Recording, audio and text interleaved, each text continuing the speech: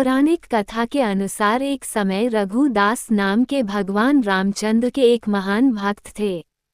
वो पुरी में जगन्नाथ मंदिर के सिंह द्वार के पास एक बड़ी छतरी के नीचे रहते थे। एक बार जब वह भगवान जगन्नाथ के दर्शन करने गए तो उन्होंने जगन्नाथ की वेदी पर राम, लक्ष्मण और सीता को देखा। उस दिन से उन्हें विश्वास हो गया कि भगवान जगन्नाथ भगवान रामचंद्र से भिन्न नहीं हैं। रघु ने भगवान जगन्नाथ के प्रति मैत्रीपूर्ण प्रेम, सख्या रस विकसित किया। एक बार रघु ने भगवान जगन्नाथ के लिए एक अच्छी माला तैयार की और पुजारी को भगवान को चढ़ाने के लिए दी।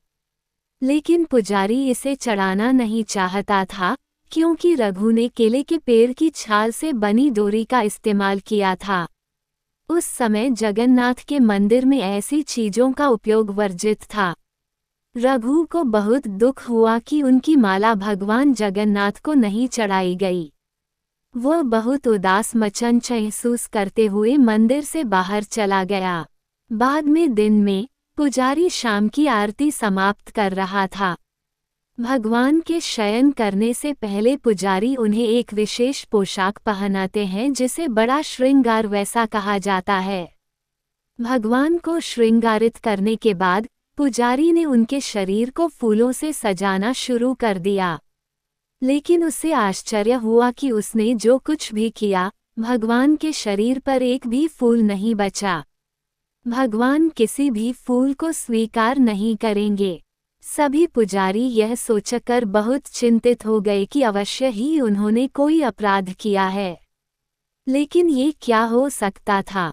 उन सभी ने निर्णय लिया कि यह समझने की कोशिश करने के लिए कि उन्होंने क्या अपराध किया है, वे सभी मंदिर में सोएंगे और तब तक उपवास करेंगे जब तक भगवान उनके सपनों में आकर उन्हें उनके अपराध के बारे में सूचित नहीं कर देते।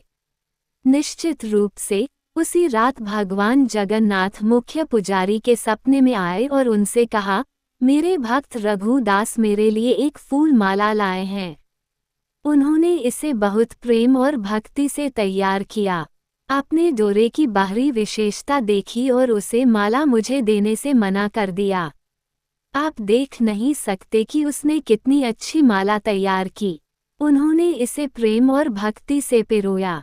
अब मेरा भक्त मेरी सेवा से वंचित होकर माला सामने रखकर अपने घर में पड़ा हुआ है।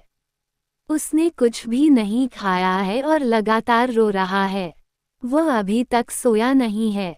जब तक मेरे भक्त की इच्छा पूरी नहीं हो जाती, मैं आपसे कोई माला कैसे स्वीकार कर चैन से सो सकता हूँ? तुरंत प्रधान पुजारी जाग गया और उसने अन्य पुजारियों को सारी बात बताई। तब वे सभी रघुदास के पास गए और अपना अपराध समझाया और उनसे अपनी माला भगवान जगन्नाथ को देने के लिए कहा। ये सुनकर रघुदास बहुत प्रसन्न हुए कि भगवान इतने दयालु हैं कि वे स्वयं उनकी माला स्वीकार करने की प्रतीक्षा कर रहे हैं।